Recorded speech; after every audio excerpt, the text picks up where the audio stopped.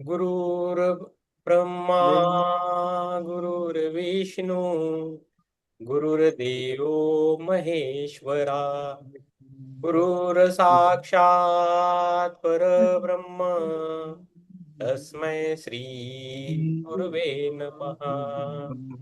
तस्मै श्री गुरुवे नमः। गुरुर्ब्रह्मा गुरुर्विष्णु गुरुर्देवो महेश्वरा गुरुर्साक्षात् परब्रह्म तस्मै श्री गुरवे नमः। ओम शांति शांति शांति। तो हम पहले यूनिवर्सल प्रार्थना करेंगे। सभी को बोलना है, ट्राई करें तो आपकी वो अच्छी हो जाएगी। यूनिवर्सल थियोसॉफी की प्रार्थना है। O hidden life vibrant in every atom, O hidden light shining in every creature, O hidden love embracing all in oneness, may each who feels himself as one with thee know he is also one with every other. Thank you. तो हम जो किताब कर रहे हैं आत्म साधना self culture, doctor Iqbal Kishan Taimni ji की बुक है। अनुवादक है डॉक्टर रघुवीर शरण गुप्ता के, इंडियन बुक शॉप से, वाराणसी से बुक है। और अभी हम करेंगे अध्याय 16। ओके, तो शुरुआत करेंगे। कल बहुत ही अच्छा हुआ पठन और ध्यान भी। एक कम 5 पेज वाला है, खत्म हो जाएगा जल्दी। ओके, तो खत्म हो जाएगा, 4-5-6 पेज से हो जाएगा जल्दी। डोंट वरी, इतना ही करेंगे आज। आत्मिक संकल्प शक्ति का विकास। अभी क्या जान रहे हैं हम? आत्मिक जो शक्ति है उसका हम विकास जानेंगे। ओके, वो कैसा होता है वो देखेंगे। आत्मिक संकल्प शक्ति का विकास। तो हमें यही याद रखना है कि हमारे अंदर जो जो सोचते हैं, जो हमारे अंदर है वही वो बाहर होता है। पहला रिमोट जो सीड है ना अंदर है, पेड़ इधर से उगल आता है बाहर। जो भी अभी इस समय जो हो रहा है, जो हुआ है, जो होने वाला है, इसका सब जड़ अंदर है हमारे, ना किसी की दूसरी के। और हमारे कर्मास रहते, हमारे कर्मा से वो बराबर बैलेंस होता है। और मैं बार बार यही बोलता हूँ कि हम जो स्थिति में अभी है, अभी जो हमारी स्थिति है, उसके लिए सिर्फ और सिर्फ हम जिम्मेदार है। हमारी जो स्थिति है उसके लिए हम ही जिम्मेदार है। तो हमारी स्थिति सुधारनी है तो हमारे कर्मा सुधारना पड़ेगा, हमारे एक्शंस सुधारनी पड़ेगी। ये हुआ आध्यात्मिक लेवल पे। और जब हम प्रैक्टिकल में लाइफ में जीते हैं तो एक ध्यानी बन के ऐसा साधु जैसा बर्ताव नहीं करना है बाहर, जैसे कि वैसा ही देना है, नहीं तो लोग बहुत ये करेंगे, तकलीफ देंगे। ओके, जैसे को वैसा ही करना है, घर वालों को नहीं करना है, बाहर वालों को बोलना हो। ओके, हाँ, नहीं तो बाहर नहीं चलता तो घर पे चलाओगे, ऐसा नहीं करना है। ठीक है, जो आपसे प्रेम करते हैं वो आपको पता है। लोग, हमारी उम्र भी वैसी हुई है कि आपसे आपसे जो प्रेम करते हैं तो आपको पता है उनसे बर्ताव अच्छा ही करना है। लेकिन जो आपसे बदतमीजी से बात कर रहा है, 1-2 बार नहीं बोल के सुधर रहा है, तो उसको भी वैसा ही उन्हें देना पड़ेगा। ओके, ऐसा भी कर सकते हैं। ठीक है, गलती से कभी कुछ होता है तो ठीक है, लेकिन बार बार वही दोहरा है रह रहा है, एक मनुष्य हमें तकलीफ दे रहा है, हमारा स्वभाव का कोई इस्तेमाल कर रहा है, तो हमें उन्हीं भाषा में हमें बोलना है। तो ये राम प्रसाद जी के लिए बोलने की जरूरत नहीं है, हम सबको, बाकी लोगों को बोलना जरूरत है। वैसे वो पुलिस है, नाम सुनकर ही भाग जाते हैं। उनको छूट है बोलने की, बोलने की छूट है। डंडे मारने की भी छूट है। डंडे तो मारे होंगे बहुत, बाद में मलहम भी लगाया होगा, वो बात अलग है। मरहम नहीं लगाते पुलिस वाले, डंडे ही मारते हैं। लगाया ये बताओ सर, हम्म। होगा। सर बोली। कीचड़ कीचड़ से नहा धो के बाहर आ गया हूँ, ये कब बात है क्या? यस। नहीं नहीं, उनकी अभी वो ड्यूटी खत्म हुई, वो एक अभी आम आदमी है। यस, आम आदमी, ठीक है। उस उस दलदल से निकल के बाहर आना बहुत मुश्किल बात होती है सर। यस, हम्म। आप बहुत हीरो है, आप कितना उसमें 9 से बजे बाहर आ गए, बहुत बढ़िया काम किया है। ठीक है। एक एक घंटे का। देखो कमल जो रहता है वो किधर आता है? आप अपना कमल बिस्तर कहाँ कर आता दो, है? खुला रखो। कल में। में होता है सर। हाँ, तो कीचड़ में कमल आता है, तो हम सब कमल है, हम सब कमल है ऐसा मानना है और आगे जाना है बस। ठीक है, बस सर।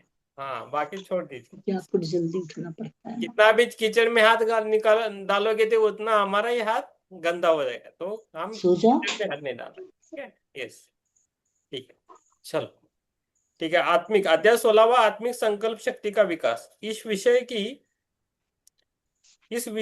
आत्मिक संकल्प शक्ति का विकास, अध्याय 16वां, आत्मिक संकल्प शक्ति का विकास, इस विषय के सैद्धांतिक पक्ष का अध्ययन करने के पश्चात आप इस संकल्प की महान शक्ति की विकास विधियों पर विचार कर सकते हैं। इस शक्ति का उगम आत्मिक लोक में होता है, इस बात पर तो पहले ही बल दिया जा चुका है। जब तक हमारी चेतना भौतिक जगत तक सीमित है, हम आत्मा की केवल उन अभिव्यक्तियों के विषय में ही सोच सकते हैं जो इस जगत में संभव है। आत्मिक लोक पर उद्भूत महान शक्तियों को समझने अथवा उन्हें नियंत्रित करने की तो हम कल्पना भी नहीं कर सकते। यह हमारे ज्ञान क्षेत्र के बाहर है और बाहर ही रहेंगे जब तक कि हम अपने आंतरिक विकास के द्वारा भौतिक जगत के परे जाने में समर्थ न हो जाए और उच्च आत्मिक लोगों में कार्य न करने लगे। भौतिक जगत के अपने दैनिक जीवन में संकल्प शक्ति के कार्य पर विचार करने की सर्वोत्तम विधि यह होगी कि सामान्य से प्रारंभ करके धीरे धीरे विशेष तक आए। अर्थात पहले सामान्य नियंत्रण कार्य का विचार करें और फिर उन छोटे कार्यों को ले जो उस सामान्य कार्यों के ही रूपांतरण होते हैं। अपने जीवन में आत्मा का प्रभुत्व बढ़ाने के लिए पहला कदम यह है कि हम धीरे धीरे चेतना के केंद्र को देहात्मा से जीवात्मा के क्षेत्र में लाने का प्रयत्न करें। वो कैसा करना है? ध्यान करके। ओके। जब तक हम देहात्मा के हितों और भ्रांतियों में पूर्णतः लिप्त रहेंगे, हमारे लिए आत्मिक लोक में उगम सच्ची आत्मिक संकल्प शक्ति को व्यक्त कर पाना असंभव है। निम्न और उच्च के बीच का मार्ग दिव्य जीवन के प्रवाह के लिए साफ करना ही पड़ेगा, क्योंकि सच्चे प्रज्ञान, शक्ति और प्रेम की धारा दिव्य जीवन के साथ ही प्रवाहित होती है। उदाहरणतः हम कुछ प्रारंभिक अभ्यासों पर विचार कर सकते हैं। इन अभ्यासों से हमारे जीवन में संकल्प शक्ति का स्थान अधिक महत्वपूर्ण हो जाएगा। इनसे एक तो धीरे धीरे देहात्मा के दृष्टिकोण और उसकी अभिवृत्तियों में हम अपने को अलग कर सकेंगे।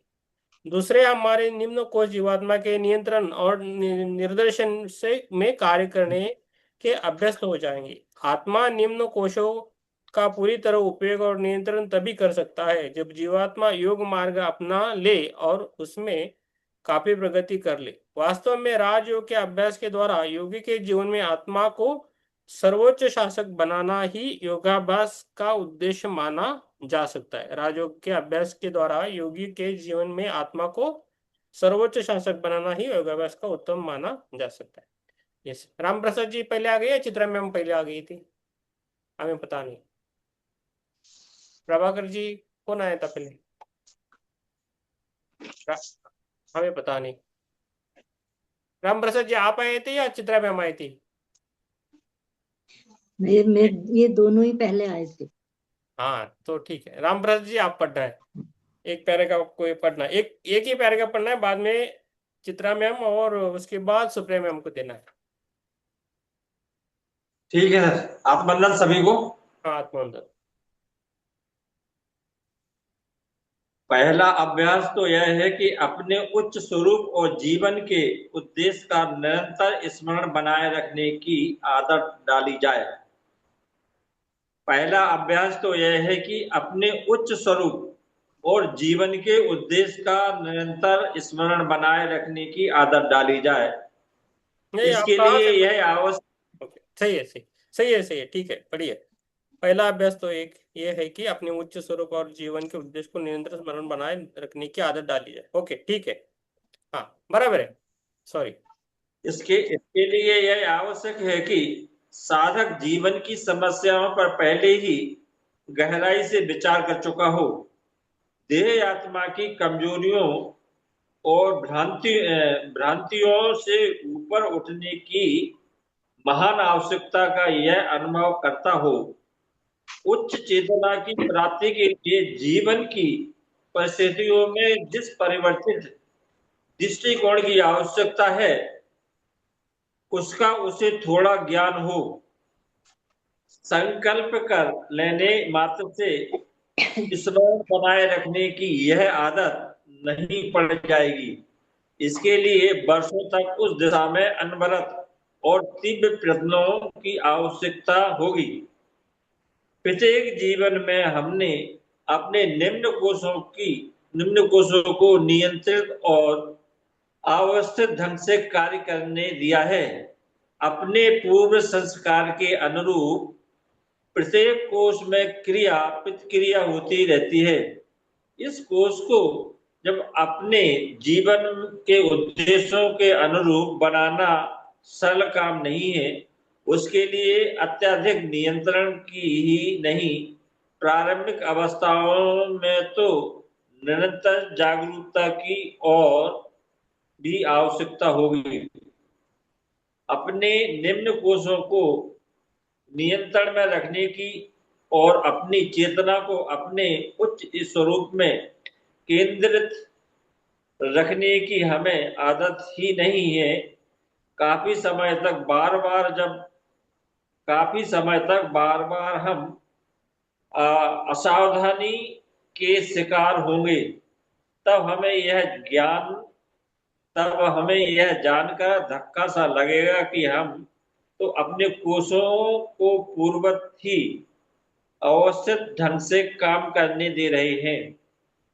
प्रारंभिक अवस्थाओं में यह अनिवार्य है, परंतु यदि हम देह आत्मा भाव के ऊपर उठने का सतत प्रयत्न करते रहे तो चेतना केंद्र धीरे धीरे अंतर में स्थित होने लगेगा।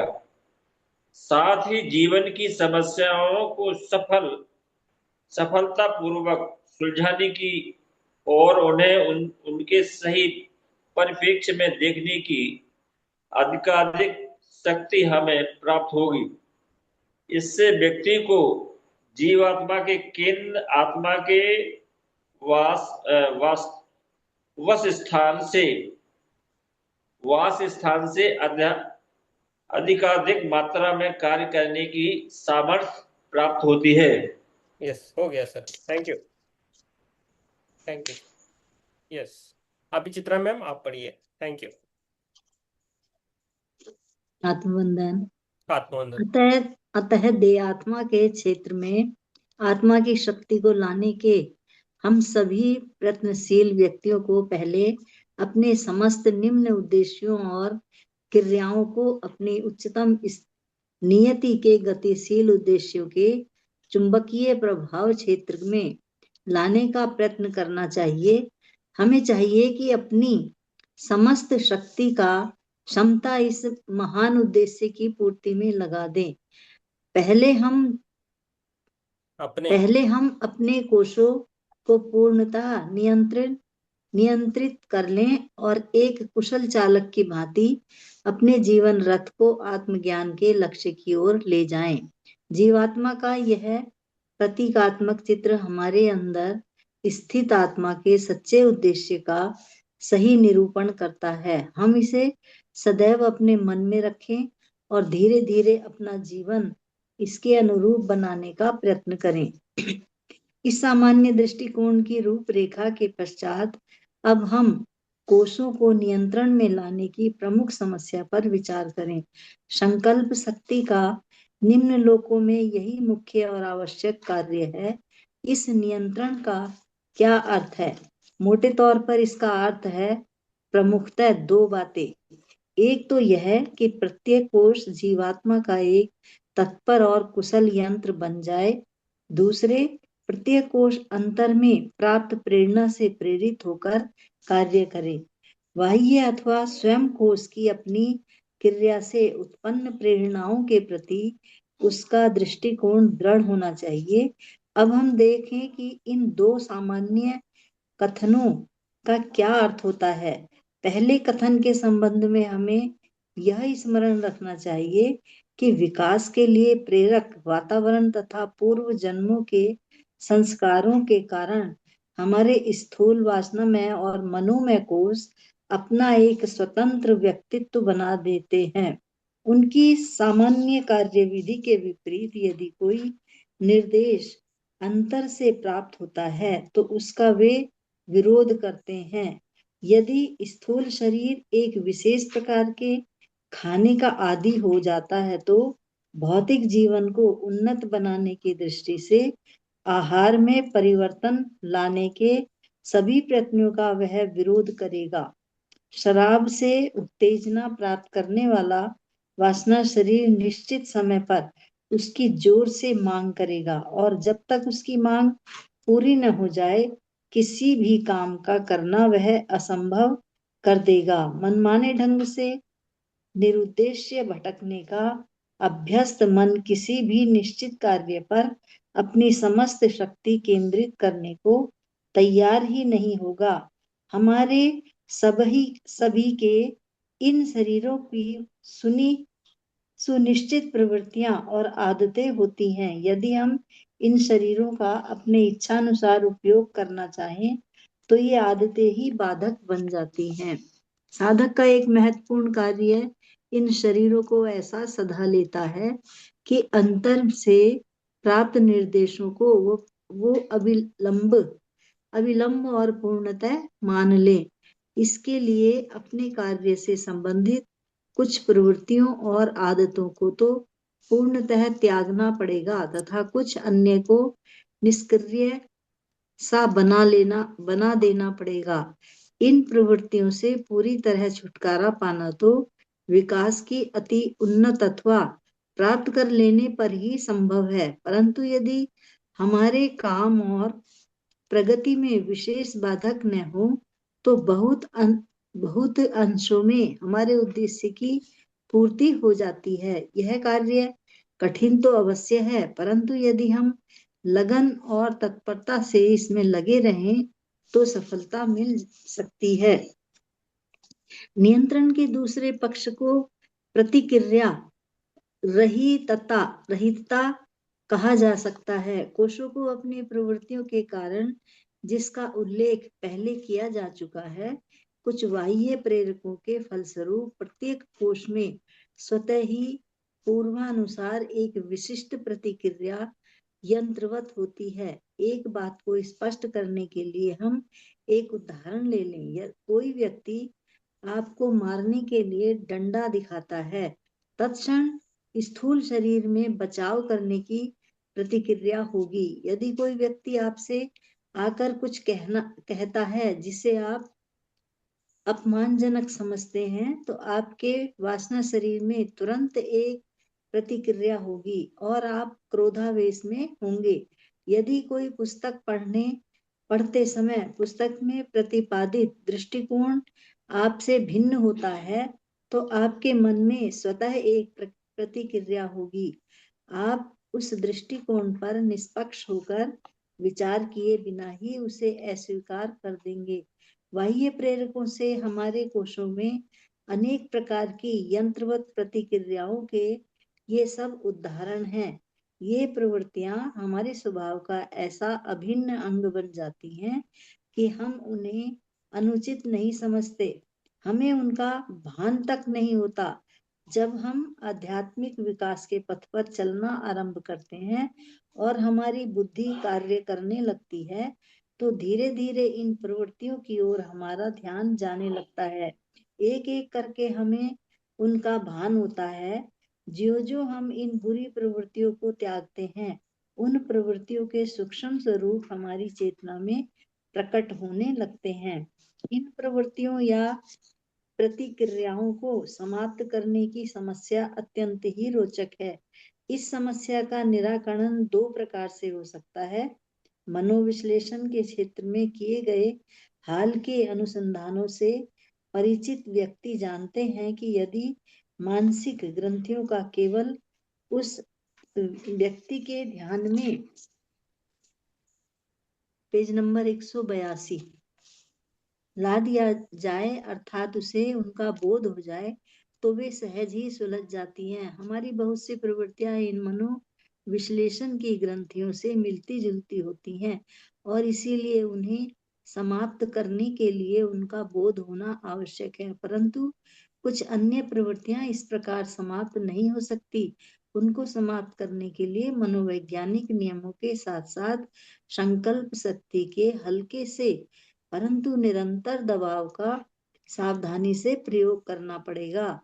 यह दूसरी विधि चरित्र निर्माण का विज्ञान का अभिन्न अंग है, परंतु यहाँ उस पर विचार करना आवश्यक नहीं है। यदि प्रक्रिया रहितता काफी मात्रा में प्राप्त कर ली जाए तो बाह्य प्रेरकों से शरीर अप्रभावित बने रहते हैं। फिर केवल जीवात्मा से प्राप्त प्रेरणाओं से ही शरीरों में प्रतिक्रिया उत्पन्न होती है। इस प्रतिक्रिया का स्वरूप निश्चलता मात्र हो अथवा एक विशेष प्रकार का कर्म, इसका निर्णय जीवात्मा करता है। अतः हम अपने वासना शरीर को ऐसा सधा सकते हैं कि विषय वासना संबंधी कंपनों को उस पर कोई प्रतिक्रिया ही न हो और घृणा के कंपनों का प्रत्युत्तर भी यह प्रेम में कंपनों से दे सके। इन दोनों दशाओं में प्रतिक्रिया संकल्प शक्ति द्वारा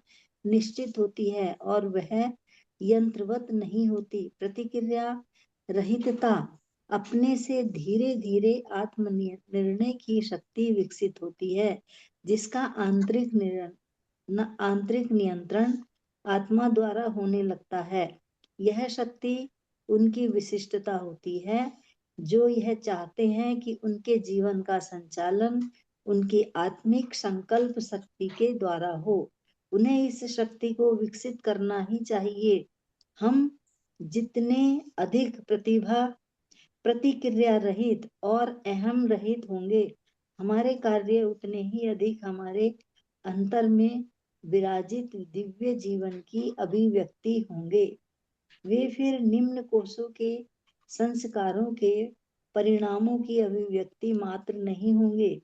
इन परिस्थितियों में किया कर्म ही निष्काम और अहम भाव से मुक्त होता है।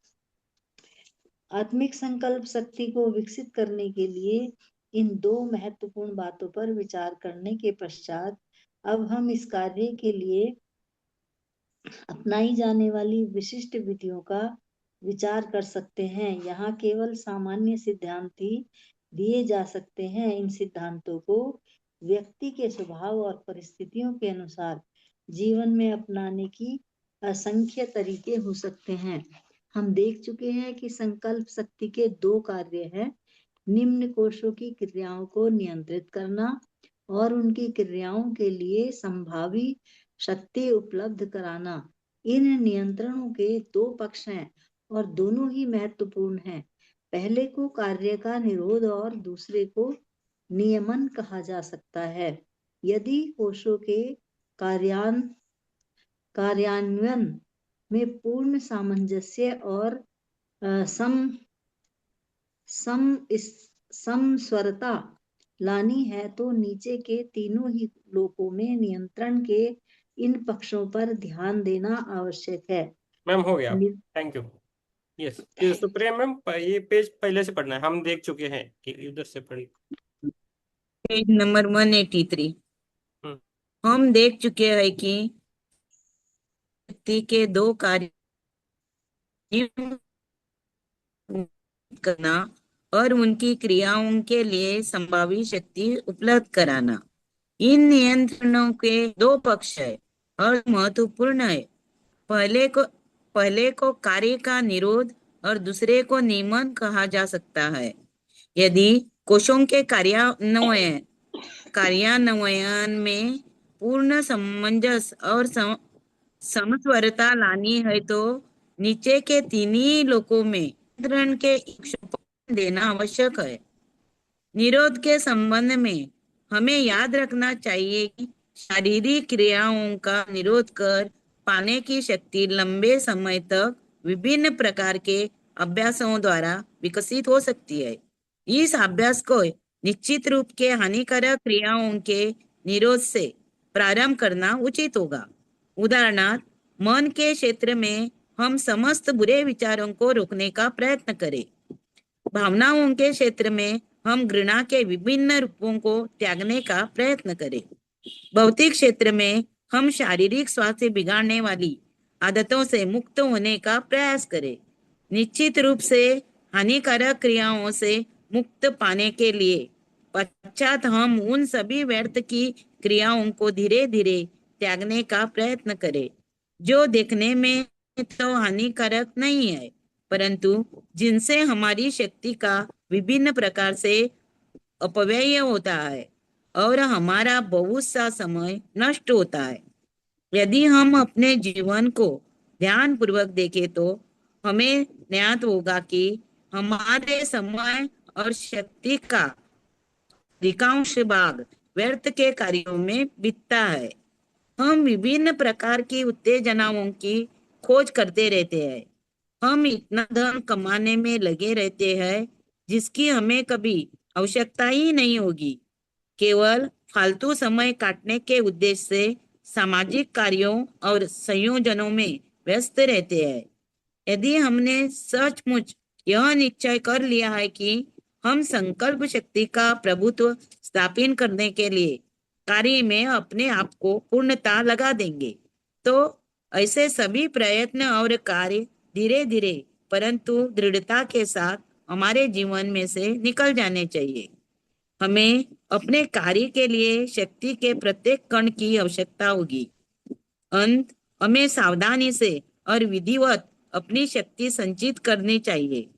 हानिकर और व्यर्थ के कार्यों के निरोध के लिए विभिन्न अभ्यासों से धीरे धीरे एक अपूर्व शक्ति प्राप्त होगी। उससे व्यक्ति आवश्यकतानुसार तीनों निम्न कोशों की क्रियाओं का पूर्णता विरोध कर सकेंगे। चाहे जितने समय के लिए मन की पूर्ण एकाग्रता, वासना कोश की पूर्ण शांति और स्थूल शरीर की पूर्ण निश्चलता प्राप्त कर लेना ही अनंत इसके परिणाम होंगे। Page number 184। निरोध की इस शक्ति की पराकाष्ठा और इसकी उच्चतम अभिव्यक्ति समाधि में बैठे योगी में देखी जा सकती है। उसका शरीर पूर्णतः निश्चल हो जाता है। उसके विचारों और भावनाओं की क्रिया तो मानो एक हो जाती है। जब तक इन तीनों निम्न कोशों की क्रियाओं का पूर्णतः निरोध नहीं होता जाता और कोश एक प्रकार से निष्क्रिय नहीं हो जाते, चेतना उच्च लोकों में कार्य और तथा उन लोकों का ज्ञान प्राप्त करने के लिए मुक्त नहीं हो पाती। संकल्प शक्ति के नियंत्रण का दूसरा पक्ष इन कोशों की क्रियाओं का नियमन है। निरोध के अभ्यास के समान हमें यहाँ भी इन तीनों ही शरीरों पर ध्यान देना होगा। जीवात्मा को निम्न लोकों में कार्य करने के लिए इन तीनों शरीरों की तो आवश्यकता होती ही है, साथ ही उनके सामंजस्यपूर्ण और समन्वित ढंग से कार्य करने पर ही बाह्य जगत में कार्य की सफलता निर्भर करती है और उच्च लोकों की शक्ति निम्न लोकों में लाई जा सकती है। यह तो इसी प्रकार है मानो जीवात्मा को 3 घोड़ों की टोली को चलाना है। इनमें से किसी एक की चंचलता या अव्यवस्थित चाल से प्रगति रुकेगी या कार्य में बाधा डालेगी। जो ध्यान करना प्रारंभ करते हैं वे इन तीनों शरीरों के सामंजस्यपूर्ण ढंग से कार्य करने की आवश्यकता का अनुभव सहज कर सकेंगे। यदि स्थूल शरीर पूर्ण स्वस्थ नहीं है और अनमना सा है या भावनाओं में उद्वेग है तो मन की एकाग्रता पर तुरंत असर पड़ेगा और शरीरों की हलचल के अनुरूप उच्च लोकों से प्रेरणा और शक्ति के सतत प्रवाह में बहुत कुछ बाधा उत्पन्न हो जाएगी। निम्न कोशों की क्रियाओं पर संकल्प शक्ति की नियंत्रण विधि का अध्ययन करते समय संभवतः सर्वोत्तम यह होगा कि संकल्प शक्ति की इन कोशों पर सामान्य नियंत्रण और नियमन क्रिया के तीन महत्वपूर्ण पक्षों पर अलग अलग विचार किया जाए। इन तीनों पक्षों में से पहला पक्ष एक नए प्रकार की क्रियाओं का प्रारंभ करना है। जिन कार्यों में के हम अभ्यस्त है अथवा जिनमें किसी प्रकार का सुख या रस मिलता है उन्हें करना सरल है।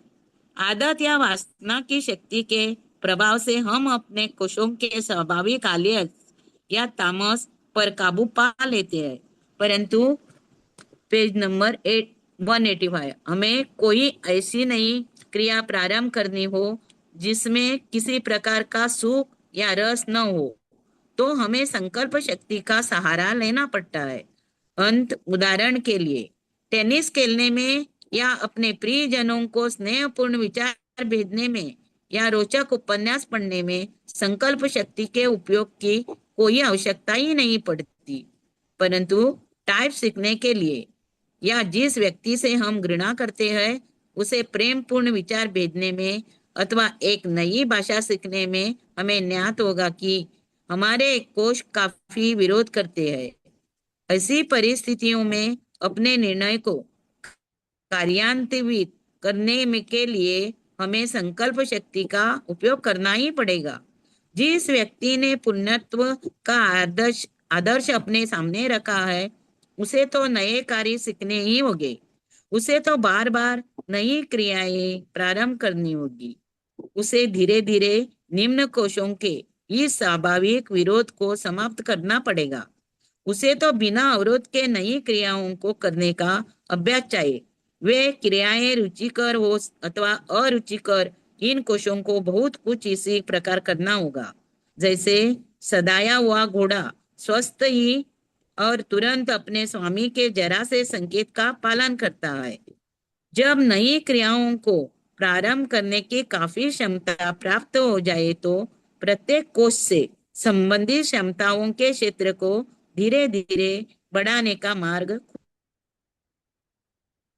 ये शरीर जिन कार्यों को अत्यंत सफलतापूर्वक इन कार्यों का कर सकता है उनकी संख्या सीमित होती है। उसके वातावरण, उसके अभ्यास और उसके शरीर के विकास।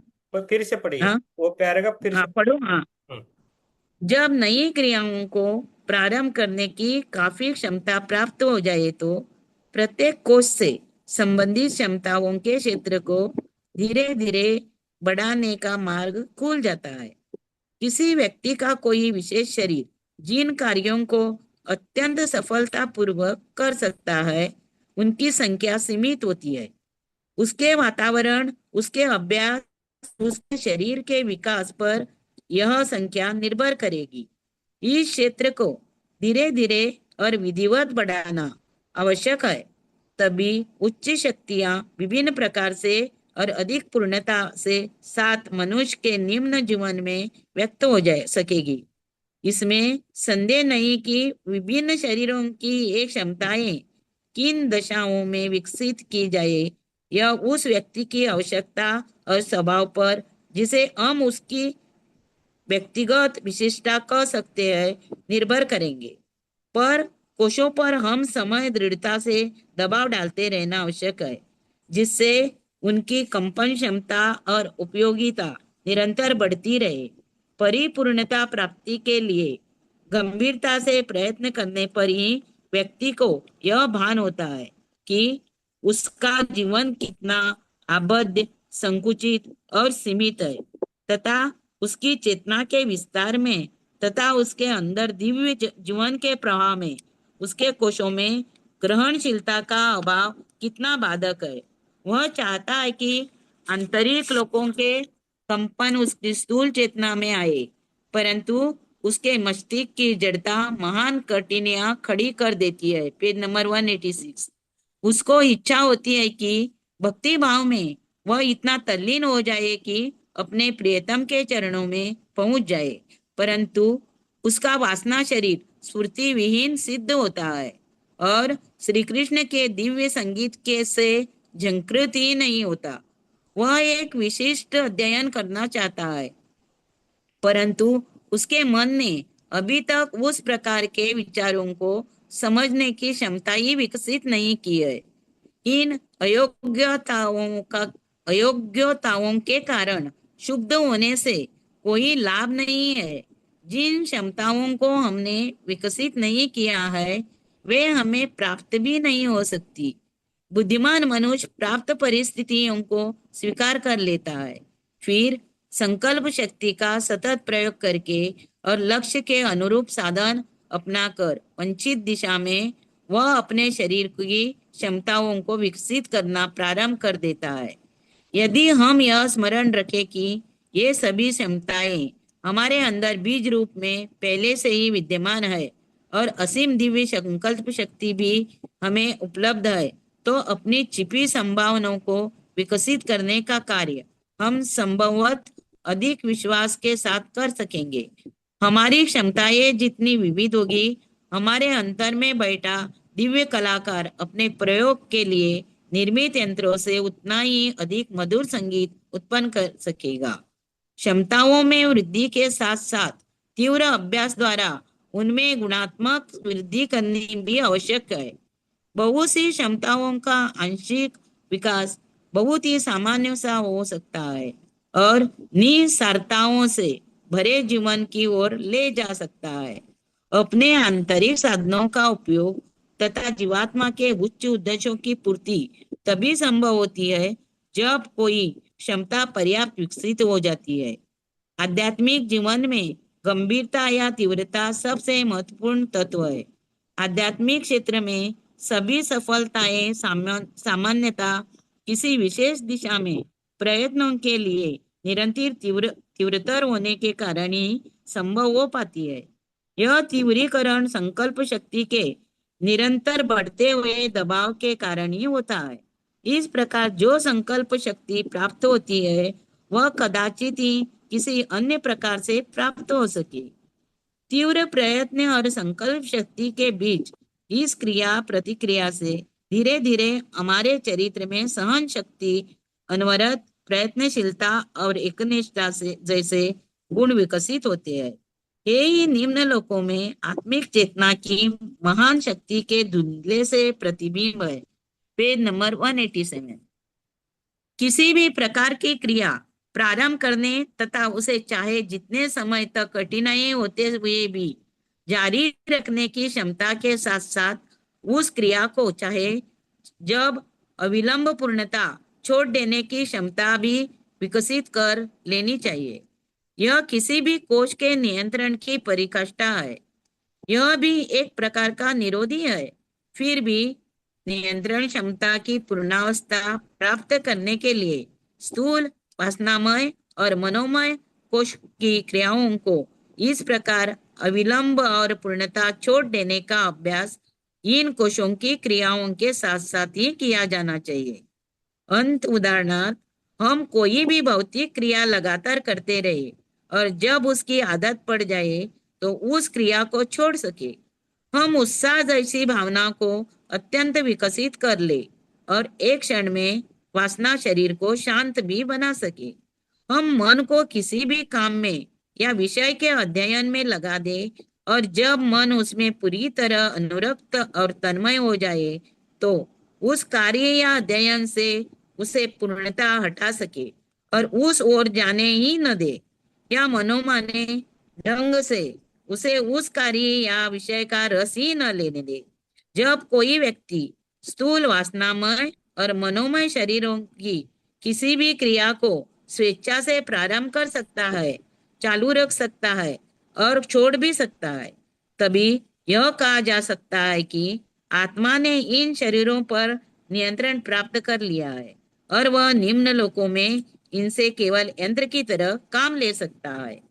ऊपर संकल्प शक्ति के विकास के संबंधों में जो कुछ कहा गया है, उससे यह स्पष्ट हो जाएगा कि हमारे अंदर विद्यमान इस सर्वोच्च शक्ति के विकास के अवसर जीवन के प्रत्येक क्षेत्र में और सभी बाह्य और आंतरिक परिस्थितियों में प्राप्त होते हैं। आत्मा हमारा परम तत्व है, हमारे आध्यात्मिक जीवन का आधार है। आत्मिक संकल्प शक्ति रूपी अपने प्रमुख शस्त्र के माध्यम से आत्मा सभी शक्तियों और कोशों का नियमन करता है, उन्हें शक्ति प्रदान करता है तथा नियंत्रित करता है। यह प्रमुख शक्तिशाली नियंत्रित नियंत्रक शक्ति हमारे अंदर युगों युगों से कार्य कर रही है और अत्यंत कुशलता से हमें विकास की वर्तमान अवस्था तक ले आई है। इसी के कारण अपूर्णताओं और दुर्बलताओं पर हमारी अत्यंत विजय सुनिश्चित है। अपनी भव्य निर्यात निर्यात प्राप्त करना अवश्य अवश्य भावी है, जो अपने जीवन को गंभीरता से संवारने में लग जाता है और आत्म साधना के विज्ञान का अध्ययन और अभ्यास करने लगता, उसे उस परम दिव्य शक्ति के असीम स्तोत्र से अधिकाधिक सहायता प्राप्त होने लगती है। Page number 188। अंत वह एक ऐसा केंद्र बन जाता है जिससे माध्यम से संकल्प शक्ति की निर्बाध गति से ईश्वरीय विधान की पूर्ति कर सकता है।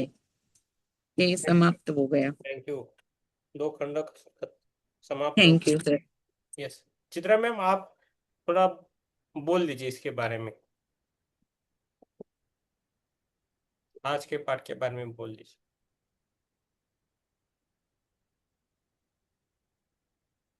नहीं, 1 मिनट, आवाज आवाज नहीं आ रही। तो हमारे 2 कोशों पर विशेष तौर से ध्यान दिया गया है कि अगर हम नियंत्रण प्रयास करके अपने दोनों कोशों पर काम करते रहें और ऊपर से संकल्प शक्ति के विकास के संबंध में भी हम काम करें तो, और उसको बीच में छोड़ दें, तो फिर ये हमारे लिए थोड़ा सा गलत हो जाएगा।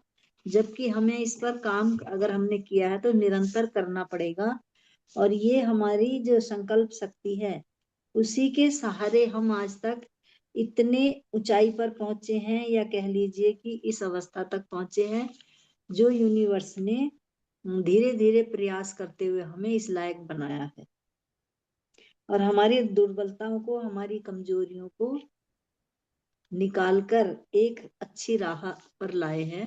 मतलब जहां हम आज हैं उस दशा पर हमें लाए हैं। कौन? यूनिवर्स। और कैसे?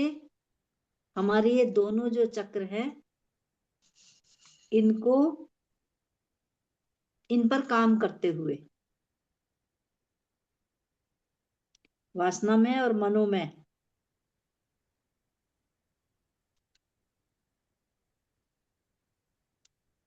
Yes, thank you ma'am.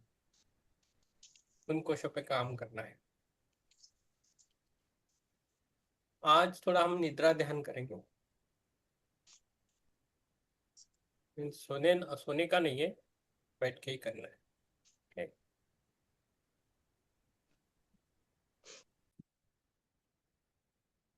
हम खुद को ग्रेटिट्यूड देंगे, थैंक यू बोलेंगे खुद के लिए।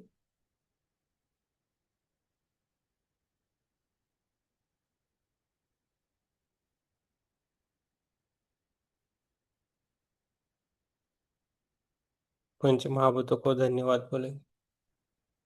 पृथ्वी, अग्नि, वायु, जल, प्रकाश और आकाश, सभी को हमारा धन्यवाद। सब हस्त गुरुओं को हमारा धन्यवाद, अपने माता पिताओं को धन्यवाद, सबको हमारा धन्यवाद।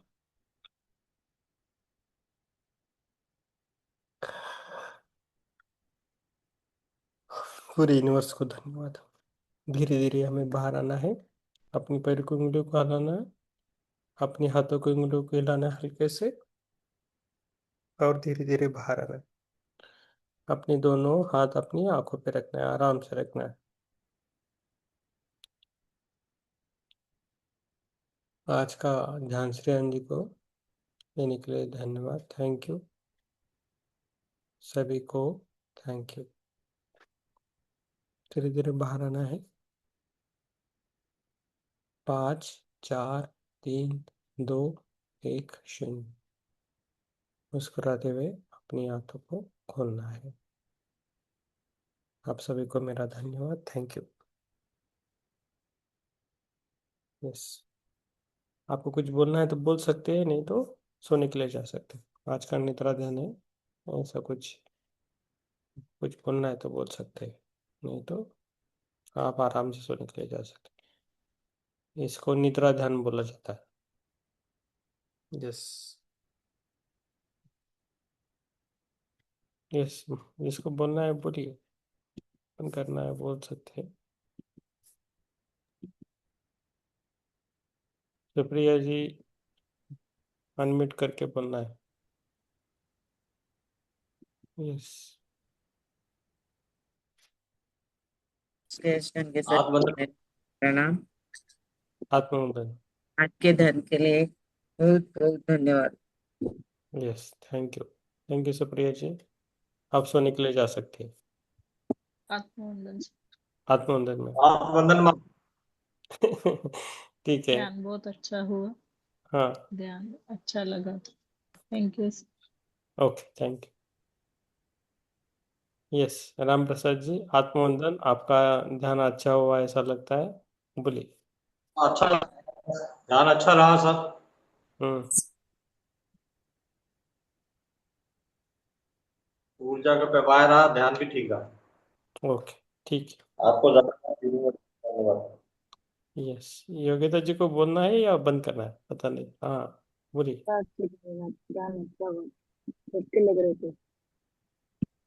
ठीक है, थैंक यू।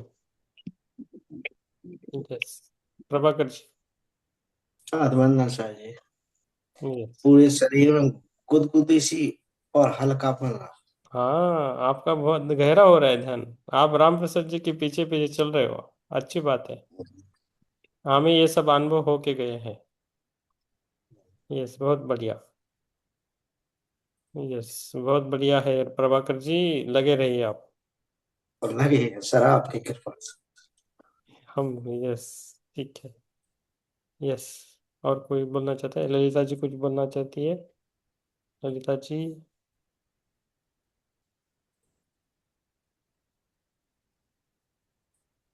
ठीक है, आपकी आवाज नहीं आ रही।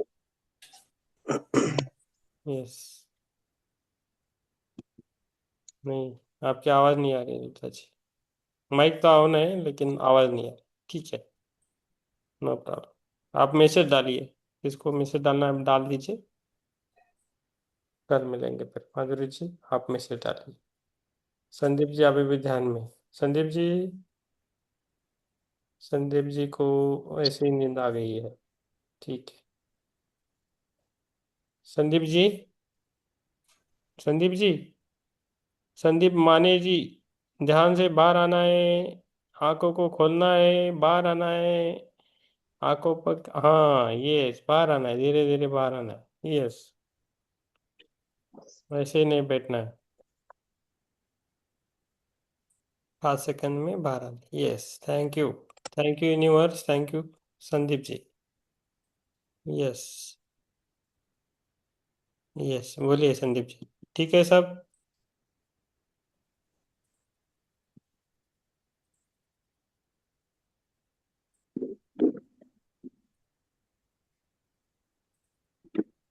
ठीक है, आप सोने के लिए जा सकते हैं संदीप जी, ऐसा कुछ नहीं।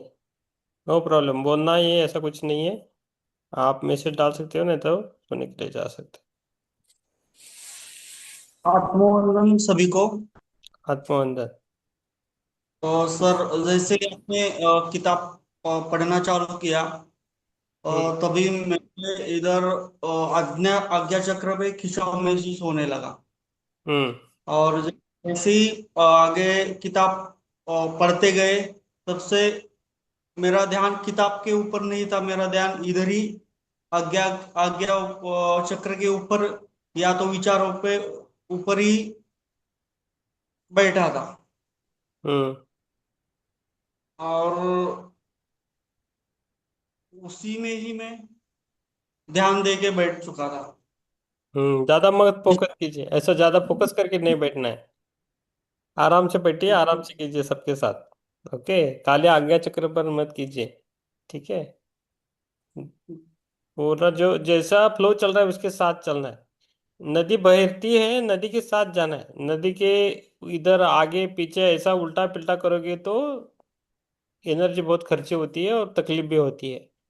तो नदी में और बैठ के जगह चेंज करने के बाद भी ऐसा हो सकता है क्या?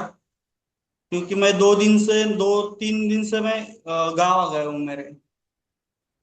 होता है, इफेक्ट होता है, एनर्जी का इफेक्ट होता है। आप इसलिए मैंने कल बोला था कि जगह चेंज करो करके। हाँ, मैं 2 3 दिन जगह चेंज किया है मैंने। कीजिए, कुछ प्रॉब्लम नहीं। लेकिन जब आप वापस जाते हो तभी वो जगह फिक्स कीजिए, ठीक है, थोड़े दिन के लिए, जब जाने के बाद। ठीक है। हाँ। Okay, yes. थैंक यू सभी को। शुभ रात्रि। शुभ रात्रि सभी को। यस, शुभ रात्रि।